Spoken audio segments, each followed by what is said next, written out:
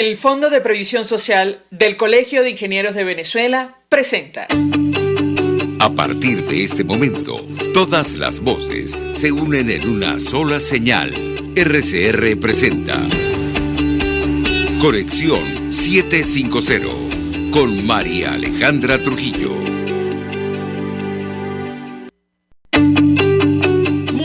Amigos de Radio Caracas Radio, todo el equipo que trabaja para ustedes a partir de esta hora los saluda, variada y abundante información que compartir y analizar como es costumbre la tarde de hoy. Esto es Conexión 750, comenzamos. ¿Qué está pasando en este país? Y saludamos en esta parte del programa al profesor internacionalista Félix Gerardo Arellano. Le agradezco profundamente recibir nuestra llamada. Bienvenido, buenas tardes. Un cordial saludo para ti, tu equipo y la audiencia. Profesor, mucho interés de conocer su opinión y análisis acerca del tema que nos ocupa en esta parte del programa, el impacto que va a tener para nuestro país, que tendrán las elecciones presidenciales en Colombia, tomando en consideración los dos candidatos que pasan a segunda vuelta y lo que han dicho sobre Venezuela. Lo escuchamos. Bueno, mira, creo que ha sido una situación muy sorprendente en cierta medida, porque bueno, no se esperaba que el pueblo colombiano optara por tal nivel de radicalismo en un apoyo tan alto al señor Petro e incorporando como segundo para la segunda vuelta pues al señor Rodolfo Hernández, cuyo discurso realmente ha sido muy lamentable a lo largo de la campaña electoral. Entonces pareciera que es una reacción de voto castigo muy visceral, muy emocional, poco meditada, porque bueno, en aquellas primarias le dieron la espalda al Centro Esperanza y en esta primera vuelta le dan la espalda al candidato con el discurso más conciliador, más equilibrado, que era Federico Gutiérrez. Realmente impresionante la decisión del electorado colombiano, no obstante que en la elección parlamentaria apoyaron a los partidos tradicionales. Entonces hay un Congreso muy heterogéneo, donde liberales y conservadores juegan un papel importante y ahora hay una reacción de rechazo visceral a todo lo que implique sistema político tradicional, partidos políticos tradicionales. Entonces realmente son señales confusas, pero no positivas, porque una reacción de esa magnitud no es pensada. Si hubieran pensado mejor su voto, naturalmente no hubiera salido ni Petro con esa desventaja, ni Rodolfo Hernández en segundo lugar. En el tema de Venezuela, lo que se ha oído en ambos candidatos es el restablecimiento de las relaciones diplomáticas.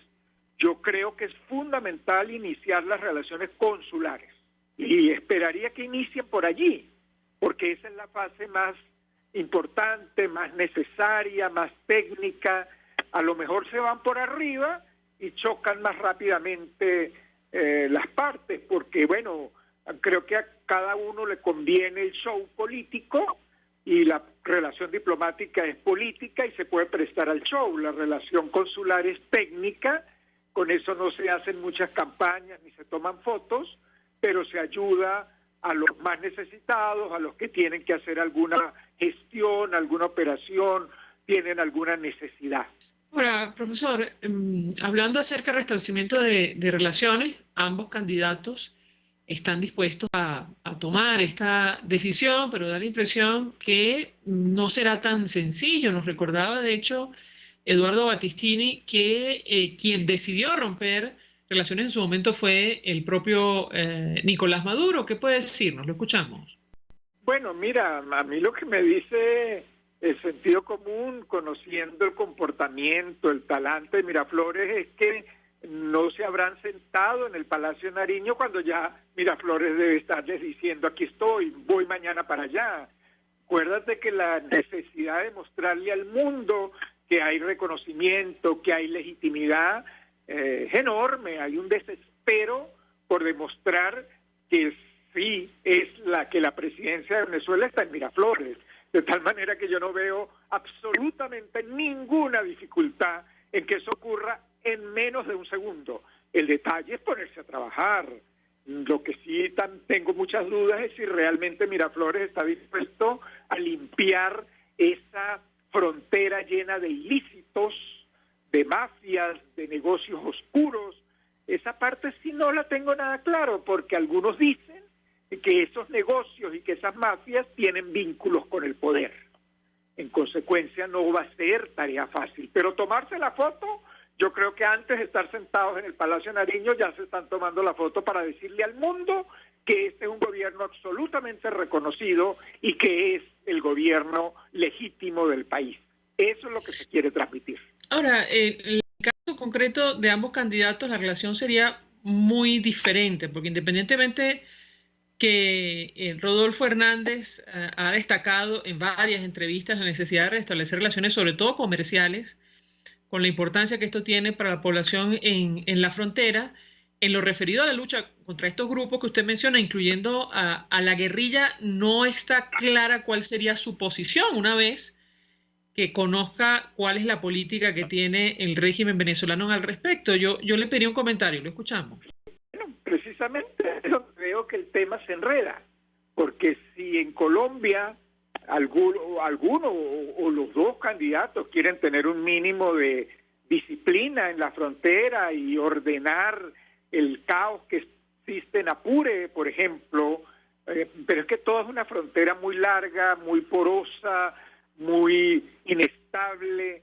En esa disciplina yo no sé si Miraflores está muy dispuesto a trabajar con seriedad, con respeto a los compromisos, a avanzar en compromisos. No, allí no tengo nada claro, tengo enormes dudas. Lo que sí tengo claro es el interés en que la foto, abrazándose, tomándose, saludándose, que eso ocurra más rápido que inmediatamente.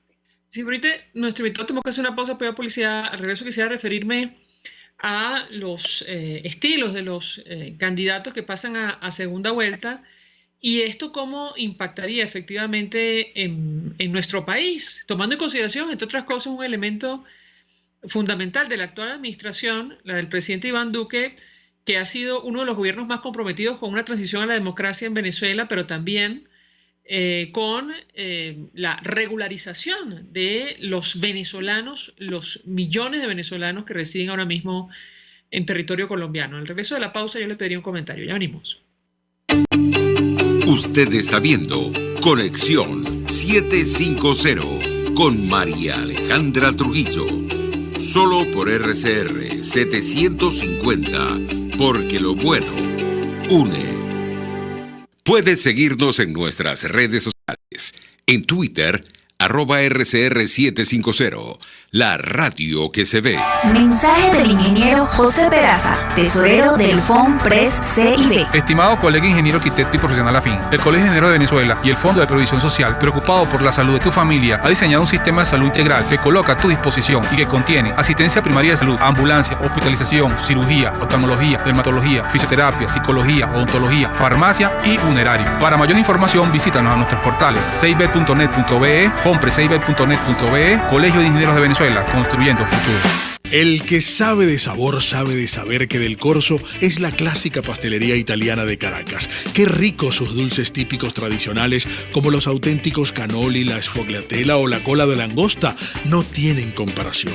La pasta seca de almendras y chocolate o su gran variedad de tortas, cumpleaños, bodas, bautizos o comuniones, reuniones familiares o eventos corporativos. Teléfono 0212-941-1971. Pastelería Del Corso, la pastelería italiana por tradición y excelencia. Una ventana para las propuestas y denuncias de las comunidades populares de Venezuela. Evelyn Martínez y la Red de Ciudadanos llegan debatiendo problemas y promoviendo soluciones. Es el Radar de los Barrios. Por la autonomía de los movimientos sociales que no pueden ser complementos de partidos o gobiernos. El Radar de los Barrios, de lunes a viernes, a partir de las 10 de la mañana, por RCR 750 AM.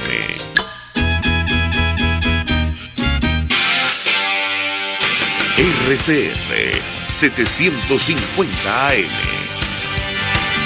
Porque lo bueno une.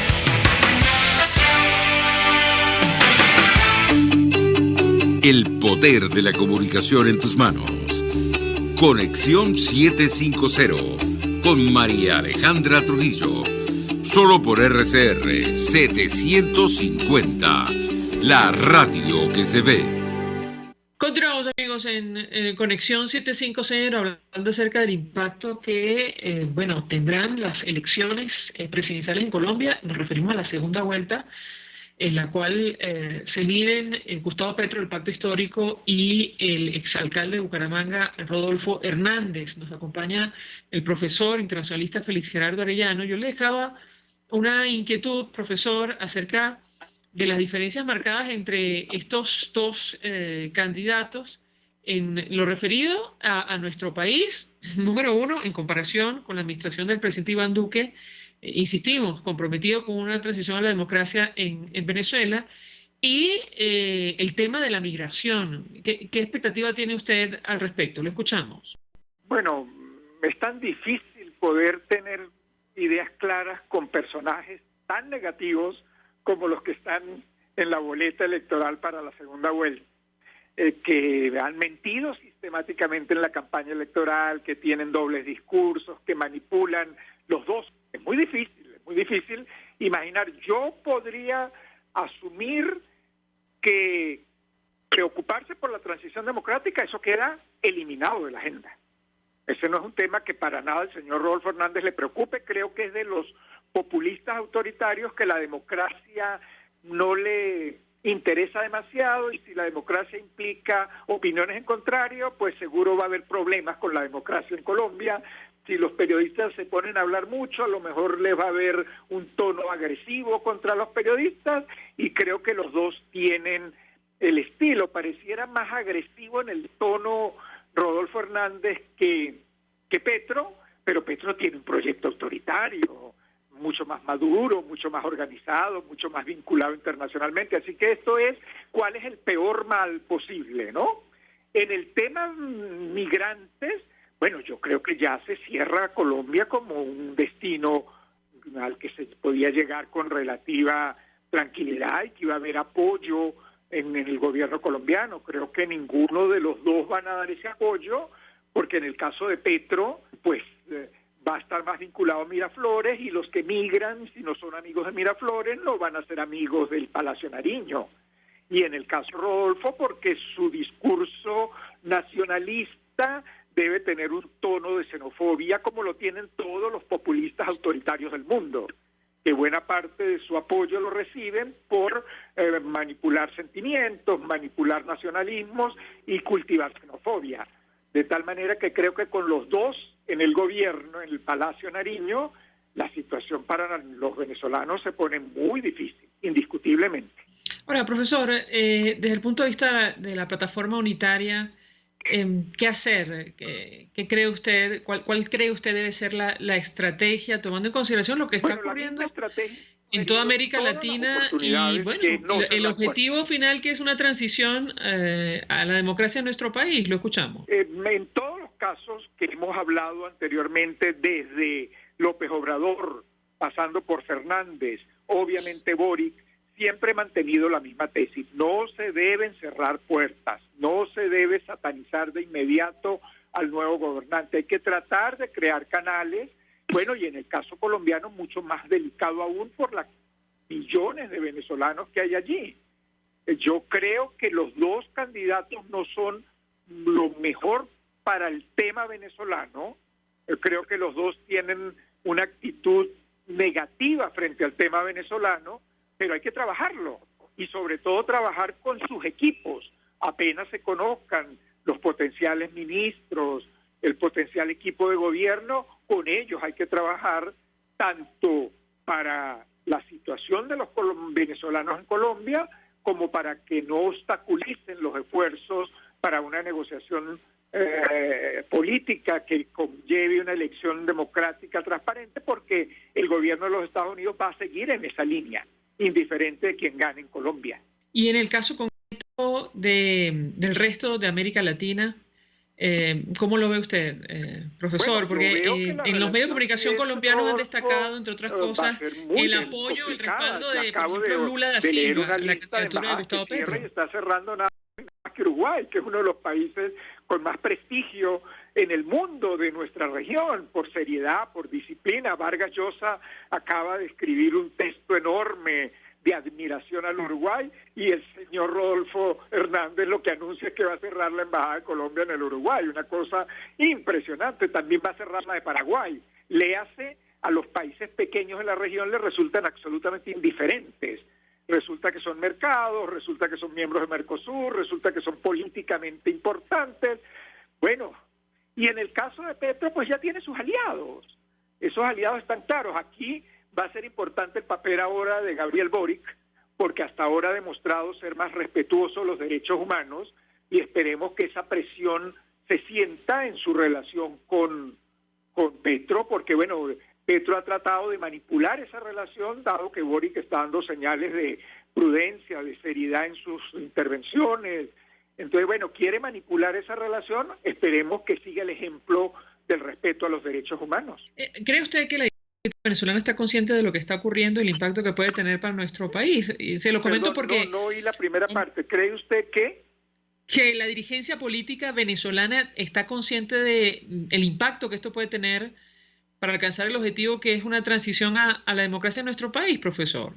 Oye, una pregunta muy difícil, ¿no? Porque como si nos referimos a nuestra dirigencia de oposición, se está comportando tan extrañamente, están en unas guerras tan absurdas, en unos debates tan penosos. Pues no creo que lo único que están es midiendo, en su mayoría, lo que están es midiendo cuál es su alcance, hasta dónde llegan sus twitters, quién los lee, quién los oye. Bueno, realmente si esa es la onda, pues no deben estar evaluando lo complicado de la situación en Colombia. Yo lo que pensaría es, hay que evaluar cuál es el candidato que aspira, que tiene menos aspiraciones de perpetuarse en el poder. Creo que las dos lo tienen, pero en el caso de Petro, claro, hay un proyecto mucho más delicado, porque es un proyecto duro, organizado. Él no está jugando a armar un proyecto autoritario, él no está improvisando.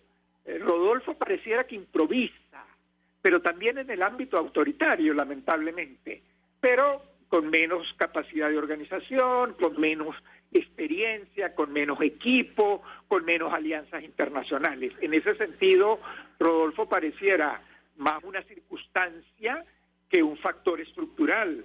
Petro, por el contrario, pues bueno, sus raíces a lo mejor están en el Grupo de Puebla, en el Foro de San Pablo. Ahí hay vínculos muy complejos en el pasado. Nos decía hace algunos días el embajador Sayo Garavini, profesor, Ajá. que a pesar de esta situación en América Latina, el lado bueno que destacaba él es que Estados Unidos, la Unión Europea, continúan comprometidos con la transición a la democracia en nuestro país, pero además con una visión según la cual hay que fortalecer los sistemas democráticos frente al autoritarismo, esto producto de la guerra en Ucrania, y esto podría a la larga favorecer la lucha democrática en nuestro país. ¿Qué opina usted? Lo escuchamos. Tengo una opinión compleja, porque comparto una parte, y no creo que es un apoyo a largo plazo, lo están haciendo ya. Para mí la parte más delicada, si me pongo en el lugar de la Casa Blanca o en el lugar de Bruselas, es que aquí casi hay que hacerle el libreto a los líderes de la oposición democrática. Esa es la parte más difícil. O sea, ¿cómo puede la Casa Blanca mandarles el texto para que tengan un mínimo de coordinación? Hay que hacerles la tarea desde que se levantan. Esta es la parte más complicada. Yo no dudo que Bruselas y Washington están cada día más conscientes de que perdieron tiempo defendiendo la democracia, para defender la democracia. Bueno, Donald Trump, ese no era su tarea, como no es de Bukele, no es de Bolsonaro, no es de Rodolfo Hernández, pero el Partido Demócrata y Biden sí les interesa. Ahora, como está preocupada Europa está preocupada porque el liderazgo de Donald Trump se mantiene y pareciera que controla el partido y va a controlar el Congreso a partir del mes de noviembre. Entonces, ¿volverá el American First? ¿Volverá otra vez el choque contra el diálogo transatlántico? ¿Volverá a ser irrelevante la democracia? Muy delicado. en este momento que tenemos buenas condiciones para fortalecer la democracia, creo que quienes no están haciendo la tarea que corresponde es nuestra oposición democrática. De cara a la cumbre de las Américas, profesor, ¿cómo ve usted estos escenarios, sobre todo para nuestro país, tomando en cuenta que ya está descartada la invitación de Nicolás Maduro para asistir a este evento? Lo escuchamos. Yo tengo demasiadas expectativas. Yo espero que pudiera salir lo que estamos hablando, un programa de trabajo de apoyo a la institucionalidad democrática, a los derechos humanos. Ese programa siempre va a tener la necesidad de que los gobiernos participen o que dejen participar a las organizaciones no gubernamentales, y los gobiernos autoritarios están en una escalada creciente para silenciar, para paralizar, para impedir a las ONG que puedan hacer su labor, porque ellas pueden hacerlo de abajo, a nivel de los colegios, de los liceos, educando en valores ciudadanos, educando en derechos humanos, pero los gobiernos autoritarios no quieren que eso ocurra. Eso lo quieren silenciar, la libertad de expresión, los derechos humanos, las instituciones internacionales que defienden los derechos humanos también son sus enemigas. Por eso es la guerra contra la OEA. La guerra contra la OEA es fundamentalmente por el tema de los derechos humanos. Bueno, cuando usted lee a Václav Havel, profesor, sobre todo en el libro, uno de los libros más conocidos, que es El poder de lo sin poder, bueno, uno concluye que frente a regímenes, él habla del post-totalitarismo, regímenes como este, el papel de la sociedad es más importante que nunca, sobre todo si, digamos, existe el objetivo o la idea de rescatar o establecer, mejor dicho, la democracia.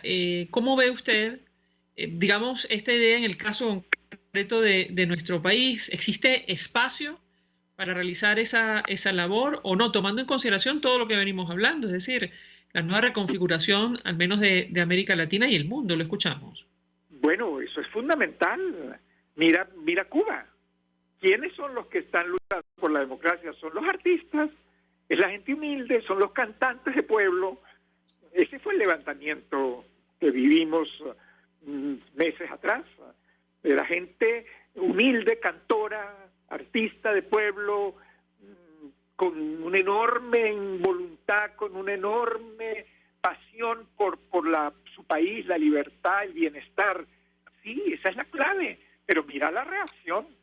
La reacción ha sido una brutal represión. Penas de 15 años de cárcel por haber salido minutos a la calle a decir lo que el mundo entero sabe, que eso es un absoluto fracaso, que eso es una colosal corrupción. Eso lo sabe el planeta entero, pero a quienes le juegan a la foto, le juegan a los privilegios y a las inmunidades que da ese autoritarismo. Bueno, esa es la tarea en el planeta, en todos los sitios donde el autoritarismo va creciendo, y va creciendo en Nicaragua, pero también en El Salvador. Entonces, ¿es de un lado o es de otro? Está creciendo en Hungría, como ha crecido en Filipinas, etcétera, etcétera. En todos, el papel clave está en los ciudadanos, está en la sociedad civil. Por eso la represión contra las libertades es tan grande, para evitar que la sociedad civil avance. Y se organice. Finalmente, profesor, sobre el tema de las negociaciones en México, producto de lo que viene ocurriendo, da la impresión que algunos interpretan que esto, digamos, volvió otra vez al congelador. ¿Qué opina usted? Lo escuchamos. No hay ningún interés en Miraflores y pareciera que sigue evaluando que los incentivos para ceder no son suficientes. Realmente quiere lograr todo sin nada a cambio. Eso es imposible.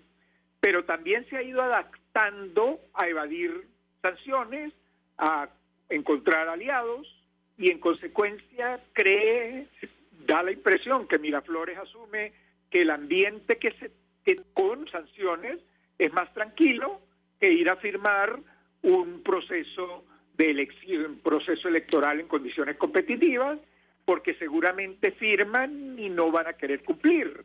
Entonces, mejor no firmar, porque las condiciones no indican que estén a punto de caer. Esa expresión que se usa tanto los radicales, ¿no? Que todas las mañanas dicen esto va a caer, va a caer. No, están consolidados. Por eso la foto en el Palacio Nariño es fundamentalísima, porque es otra señal de que se está consolidando. Que después no se acuerde nada, ok, que no se avance en nada, ok, lo importante es la foto. Ahora, nosotros citamos hace algunos días a Timoteo Zambrano, que ya definitivamente forma parte de las filas del chavismo, diputado de la Asamblea Nacional bajo control del oficialismo, y él decía, bueno, si hay conversaciones directas con los Estados Unidos, ya México no hace falta, un poco repitiendo lo que han dicho otros dirigentes del PSUV. ¿Qué opina usted sobre esta línea? Lo escuchamos. Está clarísimo, eso lo tienen meses diciéndolo, pero Estados Unidos no lo comparte. ¿Cómo hacen? Como yo quisiera vivir en Ginebra, pero ¿quién me lo va a pagar? El gobierno suizo. En consecuencia, eso no está planteado. O sea, mientras el presidente Biden esté en la Casa Blanca, es por el canal que está establecido. Y tampoco tiene incentivos la Casa Blanca para cambiar el esquema, porque lo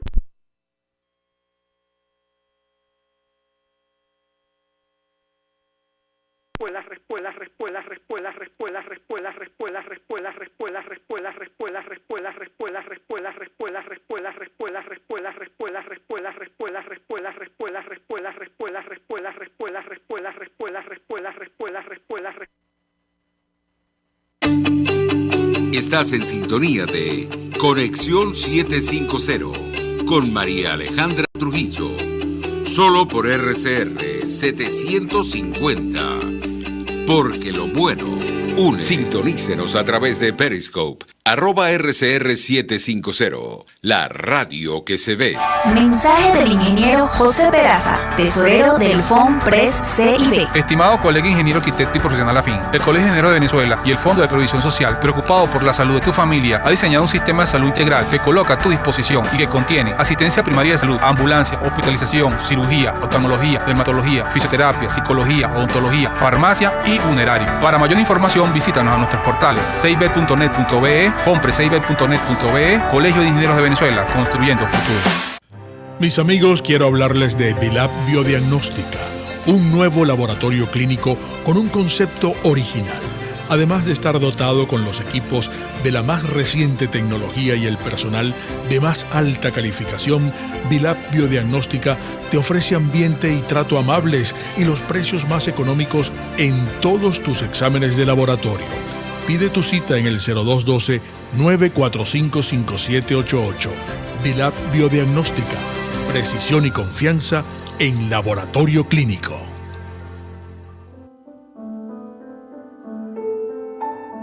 La Academia de Ciencias Físicas, Matemáticas y Naturales presenta El progreso tiene su ciencia. Hoy presentamos los gochos y el bosón de Higgs. Cuando en 2012 el Centro Europeo para la Investigación Científica publicó una foto que anunciaba el descubrimiento del bosón de Higgs, físicos de todo el planeta miraron embelesados la evidencia de esta nueva partícula. Sin embargo, pocos sabían que en su elaboración estuvo la mano de uno de nuestros excepcionales gochos de la Escuela de Física de la Universidad de los Andes. El bosón de Higgs es el descubrimiento más importante en lo que va del siglo XXI. Es más que una nueva partícula, es lo último que faltaba por descubrir para confirmar la teoría del modelo estándar de partículas elementales, perseguida con ansiedad durante décadas. Es el responsable de una serie de extraordinarios fenómenos sin los cuales el universo no sería más que una sopa de partículas incapaz de formar galaxias o planetas, o mucho menos personas o micros para la radio. A través de programas de cooperación, se consiguió enviar a un estudiante a este centro de investigación a hacer una corta pasantía en el acelerador de partículas más poderoso jamás construido, conocido como el LHC. Al año siguiente, llegó la comunicación: manden más gochos como ese, al menos 2 por año. Y poco a poco se fue consolidando un contingente de físicos venezolanos de la ULA y otras universidades nacionales, uno de los grupos de latinoamericanos más numerosos en este afamado centro de investigación.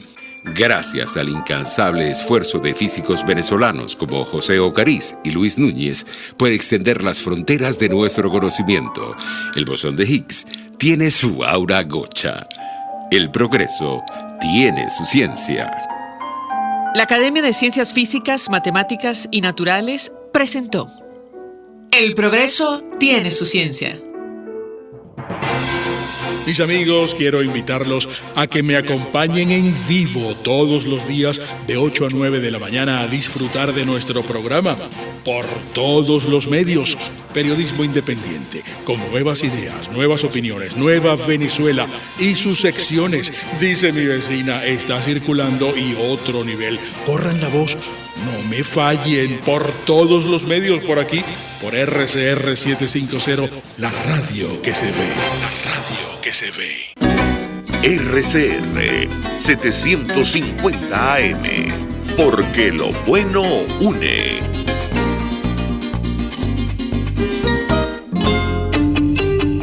María Alejandra Trujillo te acompaña en Conexión 750, solo en RCR 750, la radio que se ve. Claro y raspado. Continuamos, amigos, en Conexión 750 y en esta parte del programa saludamos a nuestro invitado Carlos Trapani, quien es coordinador general de SECODAP e investigador de la UCAP. Gracias por atendernos. Muy buenas tardes. Un gusto saludarte. Un gusto, como siempre, conversar con nuestro invitado y mucho interés de conocer los detalles del último informe que han presentado ustedes el día de hoy sobre las vulneraciones a los jóvenes venezolanos. ¿Qué puede compartir con nosotros? Lo escuchamos. Fíjate, ¿no? En el Servicio de Atención Jurídica de SECODAP desarrollamos un trabajo de atención y gestión de casos. Presentamos un balance correspondiente al mes de abril del año 2021 al mes de marzo del año 2022. Estamos hablando de 188 solicitudes, más de 600 personas atendidas, más de 900 intervenciones hicimos a lo largo de este año. A partir de ese trabajo se hizo un esfuerzo de caracterizar las principales violaciones a los derechos de niños en este periodo. ¿Qué encontramos? Unos datos interesantes. Primero, el primer derecho vulnerado es el derecho a la integridad personal. Y eso coincide con el año anterior, donde las agresiones físicas, agresiones verbales, maltrato, abuso, castigo, así como abuso sexual, eran las principales problemáticas. En este año, el abuso sexual se coloca en el primer lugar como la tipología de agresión más frecuente. También encontramos violaciones al derecho a la educación, también encontramos situaciones relacionadas al derecho a la familia e instituciones familiares, y en función a eso, bueno, cómo ha sido la actuación del Estado. Fíjate que en términos de actuación del Estado identificamos algunas mejorías en la recepción de casos por parte del Consejo de Protección y Ministerio Público. Ahora bien, que haya una recepción de casos no significa que haya una restitución plena de derechos. Habría que ver qué pasa al final de cada uno de estos procesos. Pero bueno, sí hubo una mayor recepción en comparación al año anterior. Pero también, a la par de que hubo mayor recepción, se incrementó de una forma considerable las situaciones de donde el niño o la familia no denuncian ni impulsan el proceso de denuncia. Eso te habla, bueno, de que hay más del 50% de los casos recibidos, las familias tienen un proceso de resistencia frente a poder formalizar algún tipo de denuncia. Las razones, por miedo, por desinformación, por acceso físico, por miedo a represalias, sobre todo experiencias negativas previas con el sistema de protección y este tipo de procedimientos, y bueno, todo eso hace que la violencia se maneje en el ámbito privado y no haya una intervención del Estado, en este caso, de cara a una restitución efectiva de los derechos de los niños. Ahora, decía nuestro invitado durante la presentación del informe que lo que se ha incrementado en Venezuela es la desigualdad, sobre todo entre la capital y la provincia, ¿correcto? Fíjate, las cosas que identificamos en el informe es que los principales servicios de protección se encuentran en la capital. Mientras más nos alejamos de las capitales, bueno, más situación de desprotección y más omisiones del Estado identificamos. En términos de programas, en términos de servicios, se hace mucho más complejo la mirada hacia el interior. Ahora, en comparación con años anteriores, ¿qué han encontrado ustedes? Lo escuchamos. Fíjate, un dato interesante que podemos visibilizar es la mayor participación de padres en los procesos de denuncia, en los procesos de protección. Antes había una correlación donde la madre era la principal solicitante de los servicios. Hoy el padre se posiciona de una forma distinta y eso, bueno, es una señal, bueno, muy positiva. Otro dato que me parece interesante rescatar tiene que ver con el rol de la sociedad civil en términos de protección. Es decir, bueno, cómo la sociedad civil no solo se ha mantenido, sino también se han perfeccionado los mecanismos de atención, que evidentemente son insuficientes en función a la demanda. Y eso hace que haya un rol de sociedad civil importante en términos de protección. Otro hallazgo que me parece relevante tiene que ver con la participación de los niños en los procesos también de restitución de derechos. Hemos visto que más de 270 niños fueron atendidos. Bueno, eso te refleja también la importancia de priorizar en las estrategias de protección no solo temas vinculados a adultos, sino también a las necesidades jurídicas de adultos, sino también las necesidades jurídicas de niños y adolescentes. Sin embargo, decía usted que los niños y niñas de nuestro país siguen siendo los grandes invisibilizados en las políticas públicas, ¿correcto? Sí, los datos te reflejan que hay un incremento de la violencia, hay un incremento de la desigualdad, hay un incremento del abuso sexual, hay un incremento del acoso escolar, y esas son problemáticas que obedecen, entre algunos factores, a la ausencia de políticas de prevención. Creo que el rol del Estado no es solo atender a la víctima, sino evitar las víctimas. Y eso pasa por un fortalecimiento institucional, un fortalecimiento de políticas públicas, eso pasa por una inversión, que haya funcionarios públicos capacitados y sensibilizados para una adecuada atención. Eso pasa, por ejemplo, en el tema de la violencia escolar, cómo transversalizamos en el sistema educativo la prevención de la violencia. Bueno, y eso muchas veces nos constituye prioridades en la agenda pública. De hecho, decía nuestro invitado que a pesar de que ahora hay mayor capacidad de recepción de casos, eso no significa la restitución, perdón. ¿Es así? Sí, ojo, y hay que hacer una precisión. El año pasado el estudio se levantó en una pandemia donde las medidas restrictivas de movilidad y acceso a servicios públicos eran muy marcadas. Ahorita probablemente esa vuelta a la presencialidad, bueno, facilita los procesos de denuncia. Pero eso, insisto, puede haber mayor restricción, puede haber un acceso a la justicia de forma formal, pero no material. Y lo material pasa porque mi necesidad de protección sea satisfecha por parte del Estado. Y yo logré volver a mi situación jurídica anterior. Mientras eso no pasa, bueno, las circunstancias de vulneración permanecen igual. Y también identificamos que otro dato relevante es la ausencia de atención psicosocial. En la medida que una víctima tiene herramientas psicosociales de afrontamiento a su conflicto, tiene una disposición diferente para darle curso y darle continuidad a término a ese proceso de denuncia. Si la familia y la víctima está deprimida, está desasistida, está desorientada, se siente emocionalmente debilitada, el proceso de justicia es mucho más difícil. La pandemia y el confinamiento o las medidas de este tipo, digamos, tuvieron algo que ver, fue un elemento pues, fundamental para entender. La pandemia trastocó la dinámica social, la dinámica escolar, la dinámica familiar.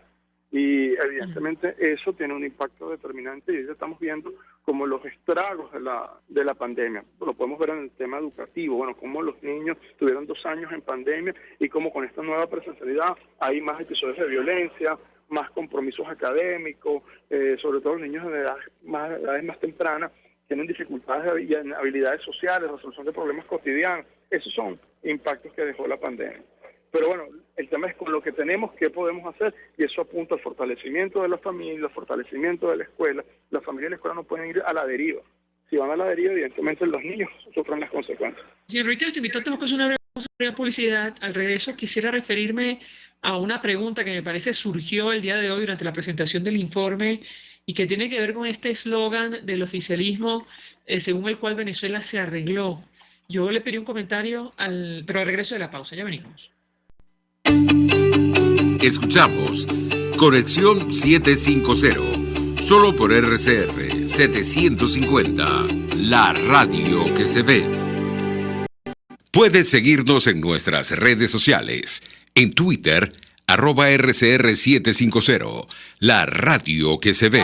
Mensaje del ingeniero José Peraza, tesorero del FONPRES CIB. Estimado colega ingeniero arquitecto y profesional afín, el Colegio de Ingenieros de Venezuela y el Fondo de Previsión Social, preocupado por la salud de tu familia, ha diseñado un sistema de salud integral que coloca a tu disposición y que contiene asistencia primaria de salud, ambulancia, hospitalización, cirugía, oftalmología, dermatología, fisioterapia, psicología, odontología, farmacia y funerario. Para mayor información, visítanos a nuestros portales cib.net.be, fonprescib.net.be, Colegio de Ingenieros de Venezuela. Venezuela, construyendo futuro. Y ahora quiero hablarte de Comercializadora Prada. Y ya de solo nombrarlo se me hace agua la boca, porque Comercializadora Prada son los más frescos quesos y embutidos que te llevan a tu casa. Todos los quesos, todos los embutidos. Y como cuentan con proveedores exclusivos, te resulta mucho más económico. Llámalos ya, 0424-134-6035, en Instagram wprada.ve. Comercializadora Prada, todo en quesos y embutidos con la mejor relación precio-sabor. Yo creo que los políticos responsables proponen ideas y dicen que son de ellas y convocan a la gente a hablar de su idea. Me parece de muy mal gusto cuando la idea empieza a decir, bueno, esto no es mío, es de Venezuela. Eso significa que fracasó. Y entonces le están endosando al país la incapacidad para articular una idea que de suyo desde el principio era una idea y no un curso estratégico. A mí eso me parece de mal gusto. Y parece que el marketing político no da para tanto. Así podemos ver el mantra de Guaidó: cese la usurpación, gobierno de transición y elecciones libres. Él lo abandonó. El G4, que es del cual él es engendro, en representación bonos 2020, el hacer ingeniería financiera, recoger unos reales que no hemos visto de ninguna manera. Aquí se habla libertad con Víctor Maldonado, solo por RCR 750, la radio que se ve.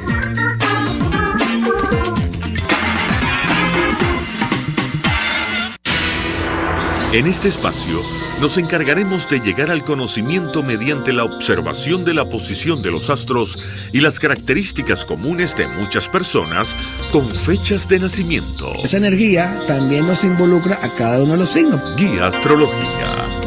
Descubra la relación de los astros con los rasgos de la personalidad, con los sucesos importantes de su vida y con sus características físicas. También van a buscar nuevas formas de crecer, contactarse con el arte, con la belleza. Guía astrológica, todos los sábados, a partir de las 3 de la tarde, por RCR 750 AM. El doctor José Eduardo Troconis y sus especialistas invitados le ayudarán a obtener cada semana el secreto para mejorar su calidad de vida en RCR Salud. Usted podrá comprobar la veracidad de las tradicionales técnicas y últimas tendencias que se divulgan acerca de la salud y la medicina en nuestra sociedad. Hay mucho más dedicación y hay mucho más experiencia. Tenemos las herramientas. RCR Salud, todos los domingos, a partir de las 10 de la mañana, por RCR 750 AM. RCR 750 AM. Porque lo bueno une.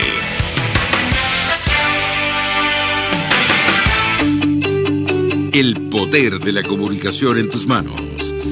Conexión 750 con María Alejandra Trujillo.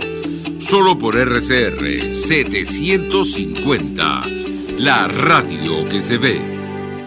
Continuamos, amigos, en Conexión 750, hablando acerca de este último informe presentado por SECODAP, que tiene que ver con la vulneración a niños y a adolescentes, las vulneraciones de los derechos de nuestros niños. Nos acompaña Carlos Trapani, coordinador de la organización, y yo le dejaba una inquietud antes de hacer la pausa, porque me parece que durante la presentación del informe surgió la inquietud en torno a este eslogan, que obviamente es propagandístico, pero según el cual Venezuela se arregló. ¿Qué puede decirnos a la luz de la información que ustedes han recabado en este caso en particular? Lo escuchamos. A ver, puede ser que Venezuela en algunas áreas de la economía haya tenido algún tipo de alivio o mejora. Puede ser que en términos de abastecimiento haya mayor acceso a algunos alimentos y servicios básicos que antes eran inexistentes. Pero eso no significa que haya una universalización en la restricción de los derechos de la gente. Todavía persiste la desigualdad y lo vemos sobre todo en las regiones más alejadas de las capitales, lo vemos en el sistema educativo, lo vemos en el sistema de salud. Entonces lo que se ha hecho es como una privatización. Por ejemplo, si yo no tengo agua, busco un pozo. Si yo no tengo electricidad, hago una planta. Si hay una avería de algún servicio público, la propia comunidad que se tiene que organizar y sufragar los gastos de la reparación. Entonces, bueno, ahí lo que ha habido es una privatización por vía de hecho. Entonces, ahí yo creo que el reto es, bueno, cómo el rol del Estado se afianza en función de garantizar el acceso y oportunidades a todos los ciudadanos por igual, especialmente aquellos que tienen un mayor estado de indefensión. Ahora, con relación a la alimentación, llamó poderosamente la atención el apunte que hacía nuestro invitado durante la presentación del informe. Decía usted, insistimos en que persisten dificultades para la alimentación. ¿Qué puede decirnos sobre este punto en específico? Lo escuchamos. Fíjate, con respecto al derecho a un nivel de vida adecuado, tuvimos un ligero incremento, pero sobre todo casos vinculados a pobreza. Ahorita se me escapa el dato, pero invito a que puedan visitar la página web de SECODA, que es www.secoda.de, y pueden descargar el informe. Los casos vinculados a nivel de adecuado tenían que ver con vivienda, tenían que ver con necesidades materiales por condiciones de pobreza y, bueno, también acceso a servicios públicos. Tiene que ver sobre todo con combustible, que afecta la dinámica de salud en ese caso concreto. Entonces, bueno, persisten las dificultades, persisten las desigualdades. El hecho de que en algunas regiones haya algunos alivios no significa que en todo el país haya cambiado. Y lo destaco porque si lo contrastamos con la encuesta nacional de condiciones de vida realizada por la Universidad Católica Andrés Bello, coincide, me parece, al menos en este dato. ¿Qué opina usted? Me refiero al acceso a la alimentación. Lo escuchamos. Ha habido algún alivio, también ha habido algún alivio en términos de una dolarización de facto, y lo que antes no se conseguía, ahorita se pudiese eventualmente conseguir. Y también hay un rol importante de la sociedad civil, pero que han desarrollado programas, servicios de alimentación, bueno, esto también contribuye.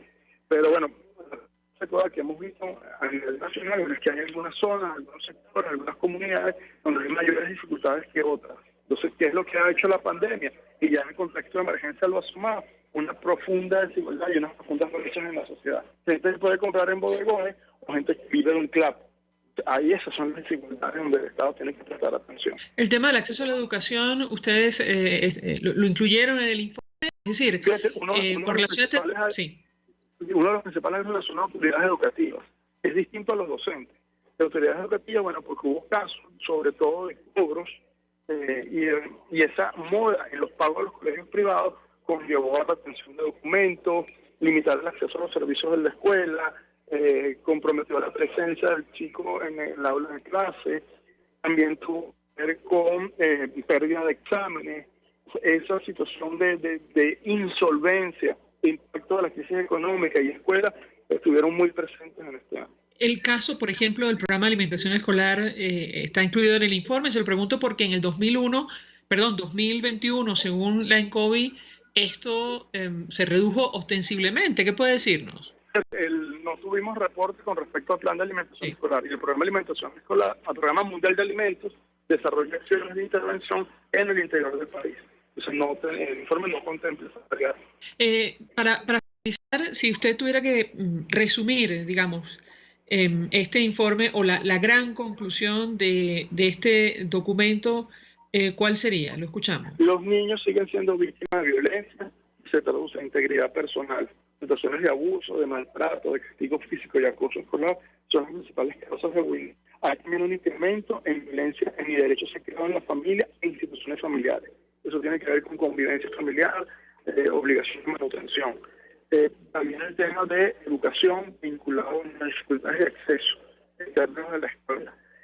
Las madres y padres pagan en igualdad de proporción en solicitudes de protección en materia de niños y adolescentes. El Estado también sigue siendo uno de los agresores. Más de un 6% de los casos recibidos tiene que ver con incumplimiento de obligaciones del Estado con respecto a los derechos de los niños. Y hay una ligera mejoría en la recepción de casos por parte del Consejo de Protección y del Ministerio Público, pero eso no significa que haya una restitución plena de derechos. Y en función a eso, bueno, insistir en las políticas públicas, datos desagregados, acciones de prevención y incluir espacios de participación de la sociedad civil para poder garantizar a los niños un presente mucho mejor. Carlos Trapani, gracias por atendernos, acompañarnos estos minutos, coordinador general de SECODAP. Un abrazo. El Centros Comunitarios de Aprendizaje, además investigador de la Universidad Católica Andrés Bello, ofreciendo detalles acerca de este último informe referido a las vulneraciones a los derechos de nuestros niños. Nosotros nos despedimos y lo hacemos a nombre de Jaime Nestares en la Dirección General de la Estación, en la Gerencia de Producción, Willy Charcaya, en la producción, Yay Pacheco, en los controles, Gregorio González, quien tuvo el inmenso placer de acompañarles, María Alejandra Trujillo.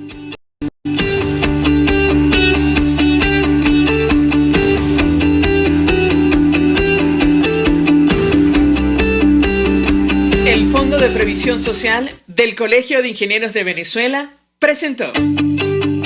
RCR presentó Conexión 750 con María Alejandra Trujillo.